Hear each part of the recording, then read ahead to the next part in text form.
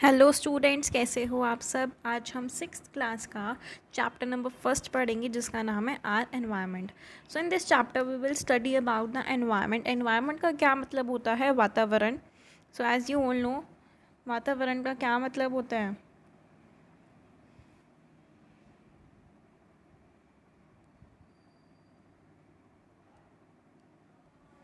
वातावरण, जो हमारे आसपास की जो वातावरण है उसके बारे में डिस्कस करेंगे।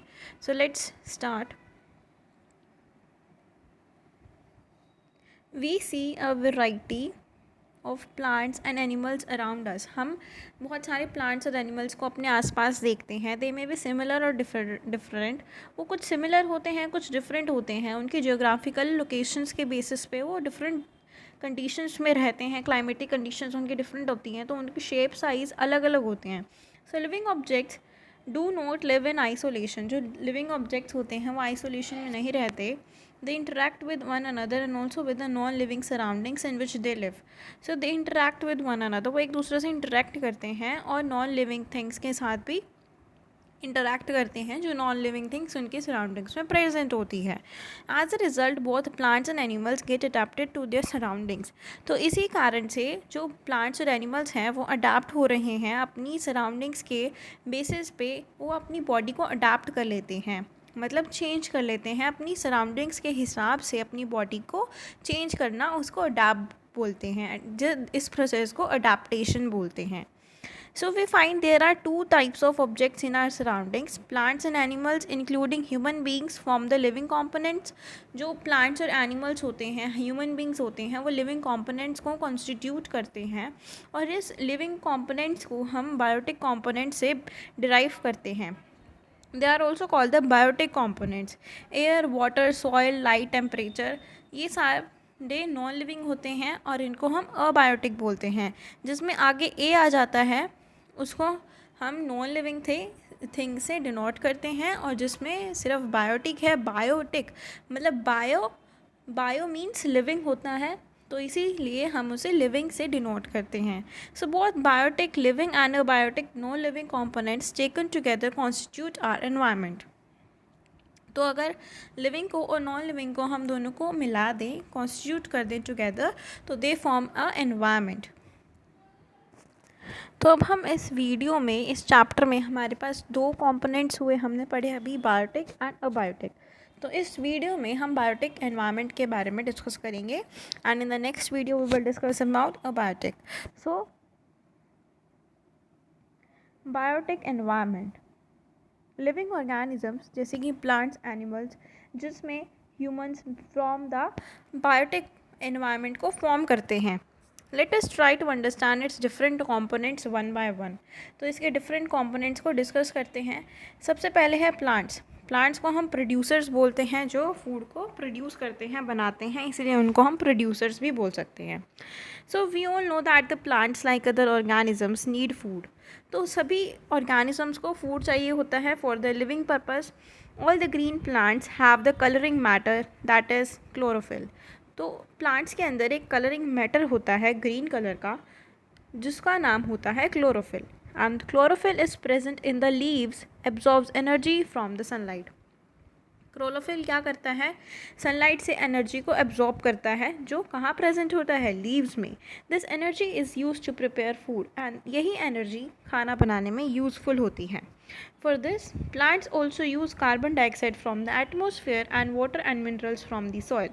तो plants क्या कर रहे हैं? कार्बन डाइऑक्साइड और वाटर और मिनरल्स को यूज़ करते हैं और फिर बाद में खाना बनाते हैं। And this process of preparing food by the plants is known as photosynthesis. और इस प्रोसेस को, खाना बनाने के प्रोसेस को, which is making by the plants, इस प्रोसेस को हम फोटोसिंथेसिस बोलते हैं। और इस प्रोसेस में जो इक्वेशन यूज़ होती है उसमें है, देखो हमने पढ़ा कि कार्बन डाइऑक्साइड और वाटर को वो यूज़ करते हैं किसकी प्रेजेंस में? सनलाइट और क्लोरोफिल की प्रेजेंस में यूज़ करते हैं। तो हम यहाँ एरो लगाएंगे फॉरवर्ड डायरेक्शन का, आगे की डायरेक्शन का। भाई यहाँ से हमने यूज़ प्रोडक्ट्स लिए और यहाँ क्या फॉर्म हुआ? तो these are the reactants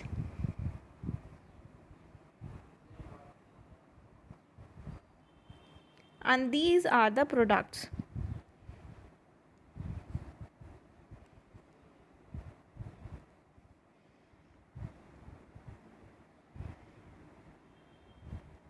so products में क्या फॉर्म हो रहा है हमारे पास, ग्लूकोज एंड ऑक्सीजन।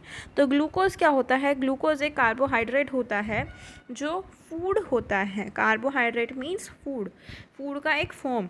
और ऑक्सीजन कहाँ रिलीज़ होती है, एनवायरनमेंट में रिलीज़ हो जाती है।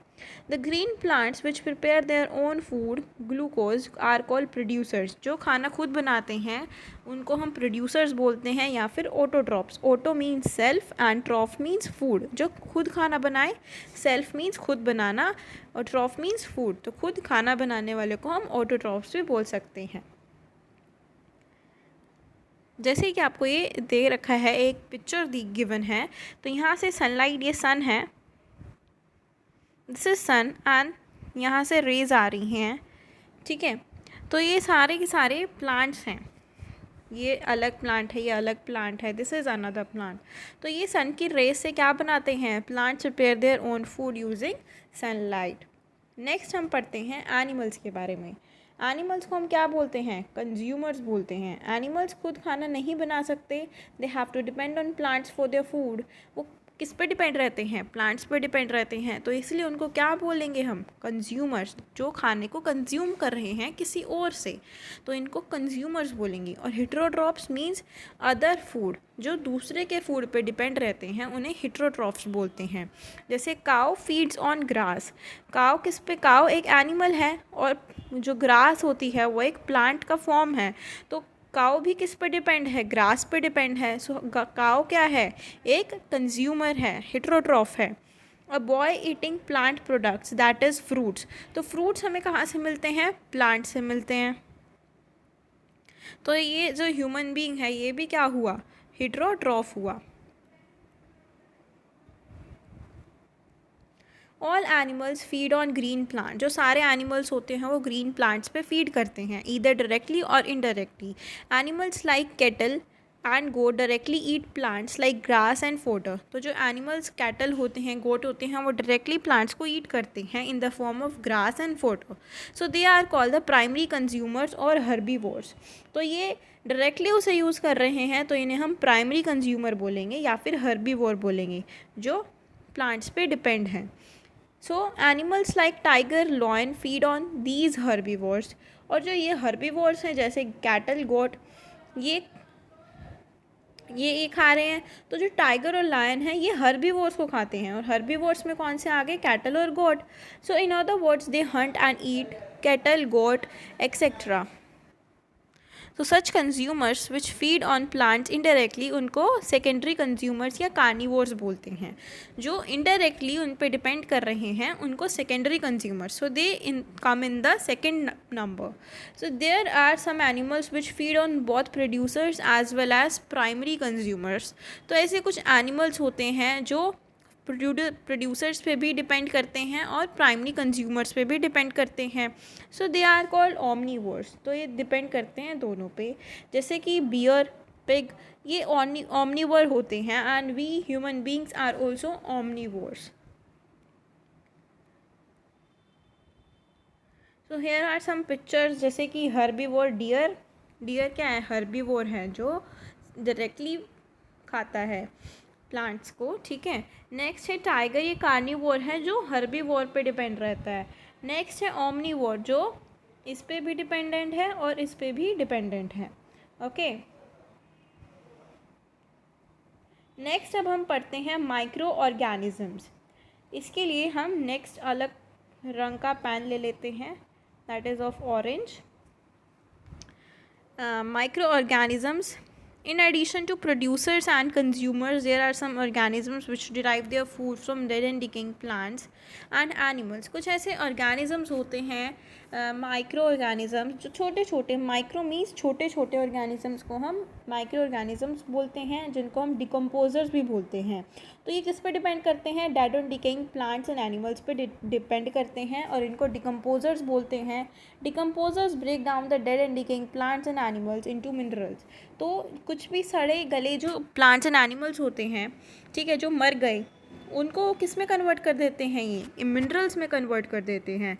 और ये मिनरल्स सॉइल के अंदर मिक्स होके देन अगेन यूज़ हो जाता है प्लांट्स से as a form of manure या कैसे भी यूज़ हो जाता है, तो इसीलिए इसको रिसाइकलिंग ऑफ मिनरल्स बोलते हैं. So this minerals get mixed up with the soil and are then again used up by the plants and this process is called recycling of minerals. मतलब मिनरल्स का दोबारा से यूज़ हो जाना, उसे recycling of minerals बोलते हैं. Next है fungi and bacteria are the organisms that help in decomposition. तो इसके एग्जाम्पल्स कौन कौन से हुए डिकम्पोजर्स के? फंजाई और bacteria. So these are so small that they can not be seen with the naked eye. तो ये इतने छोटे होते हैं, इनको हम नेक्ड आई के साथ देख नहीं सकते, तो इसीलिए इनको हम माइक्रो ऑर्गेनिज्म बोलते हैं. जैसे कि as you can see in the picture, this is fungus on fruits. तो जो ये माइक्रो ऑर्गेनिजम्स हैं, इसमें माइक्रो ऑर्गेनिज्म लेकिन हमें दिखते हैं ये फंगस, लेकिन होते क्या हैं? माइक्रो ऑर्गेनिजम्स होते हैं. So animals like jackals, crows, vultures, kite consume dead bodies of animals. This process helps in keeping the environment clean and they are called scavengers. तो कुछ animals होते हैं वो भी composition में, decomposition में helpful होते हैं. तो ये क्या करते हैं? environment को clean रखने में help करते हैं. So they are known as scavengers. Next, do you know if dead organisms are not decomposed, their number will go on increasing and there will be no space left for the living organisms. अगर dead organisms को decompose नहीं किया जा सकता तो इनका number increase हो जाता है and there will be no space left for the living organisms. Some bacteria present in air, water and soil can cause various diseases. ठीक है. Now there is an activity for you. A zoo feeder wants to segregate the animals listed below into 3 groups on the basis of the types of food they eat. तो यहाँ पे कुछ animals given हैं. एक zoo feeder है, उसने सोचा कि मेरे पास बहुत सारे एनिमल्स हैं, तो मैं इनको अलग अलग सेपरेटली कैसे बताऊं कि ये कौन सा एनिमल क्या है. तो आपको यहाँ पे एक एक्टिविटी गिवन है, तो आपको क्या करना है? हर्बीवोर्स, कार्निवोर्स और ओमनीवोर्स में डिफरेंशिएट करना है, इनको अलग अलग करके लिखना है. So this was is done by on your own. आप ये खुद कीजिए. अगर आपको कुछ गलती हो रही है लिखने में या कुछ भी डाउट है तो आप मुझसे कमेंट्स में पूछ सकते हैं. ओके.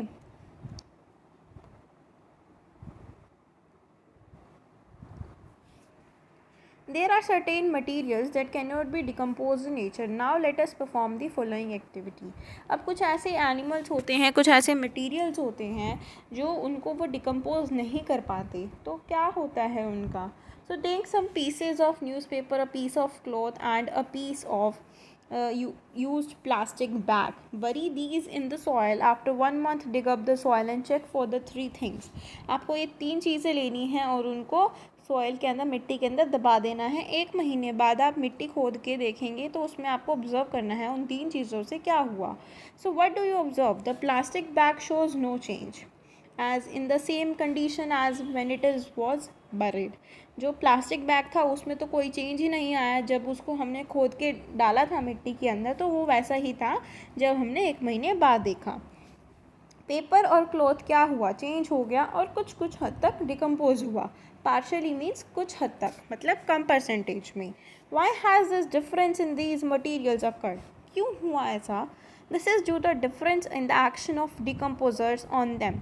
तो ये डिफरेंस है एक्शन ऑफ डिकम्पोजर्स का, उनके ऊपर क्या एक्शन हुआ और उनके डिफरेंस पे उन्होंने उस पर एक्ट किया. So we observe that paper and cloth are biodegradable materials.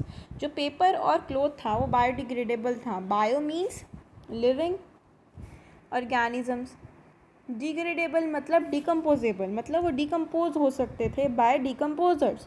So these are materials which can be broken down into simpler substances by micro organisms. मतलब पेपर और क्लॉथ जो था वो सिंपलर सब्सटेंसेस में कन्वर्ट हो सकता था, इसीलिए हम उनको बायोडिग्रेडेबल में कन्वर्ट कर रहे हैं. ठीक है. और प्लास्टिक क्या हुआ? एक नॉन बायोडिग्रेडेबल सब्सटेंस है जो कन्वर्ट नहीं हुआ छोटे छोटे सब्सटेंसेस में by many micro organism. Plastic and other such materials affect the environment adversely. तो इससे क्या होता है? एनवायरनमेंट में ग्रेट एडवर्स इफेक्ट पड़ता है.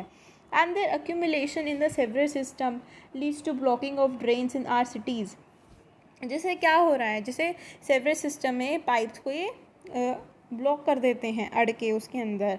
बर्निंग ऑफ प्लास्टिक मटेरियल्स से क्या होगा, एयर पोल्यूशन होता है। We should therefore convince our friends and relatives not to use plastics bag. तो हमें क्या करना चाहिए, प्लास्टिक बैग को यूज़ कम करना चाहिए, जितना हो सके उतना कम करना चाहिए, ठीक है। और अपने फ्रेंड्स को भी बोलना चाहिए कि उन्हें प्लास्टिक बैग यूज़ नहीं करना है। Children saying to no to plastic bags. So next is, do you know, in some cities a twin bin system has been introduced for the welfare of environment. Blue dustbin and green dustbin जो हैं वो localities में place कर दिए गए।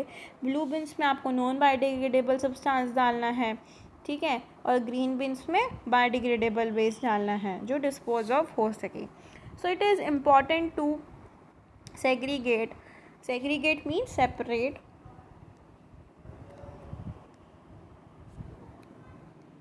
आप इसका meaning लिख लो यहाँ पे ताकि आपको यूज़फुल रहे।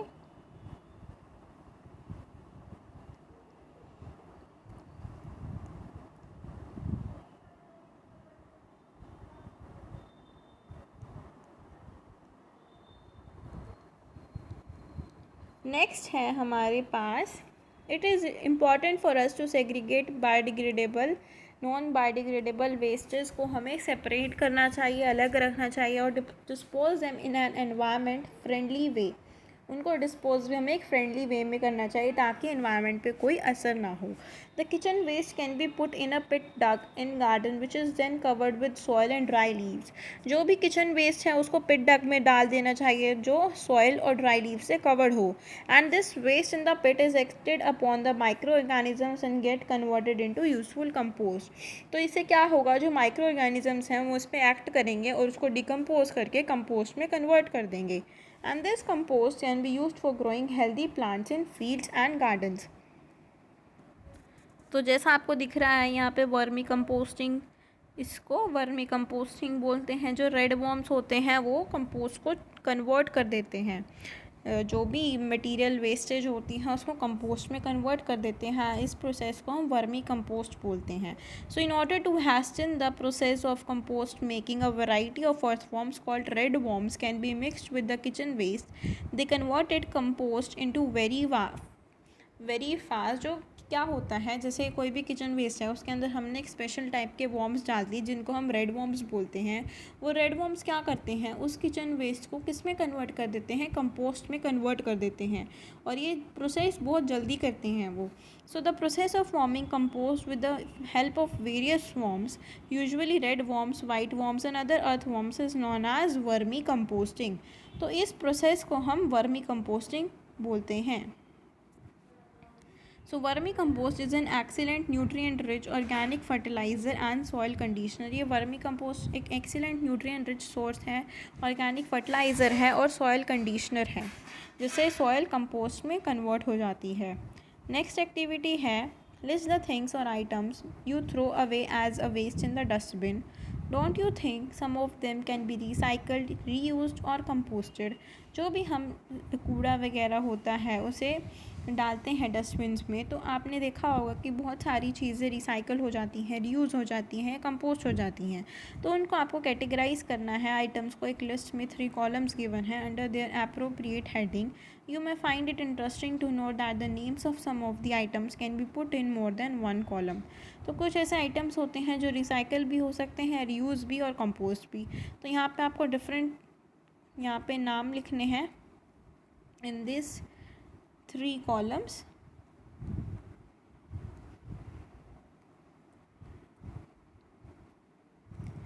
ठीक है, यहाँ तक करेंगे आज हम सिर्फ जो अबायोटिक एनवायरनमेंट है। The next topic we have, ये हम नेक्स्ट वीडियो में करेंगे। So stay tuned for the next video, and if you like my videos please do like, share and subscribe to my channel for more such videos. Thank you.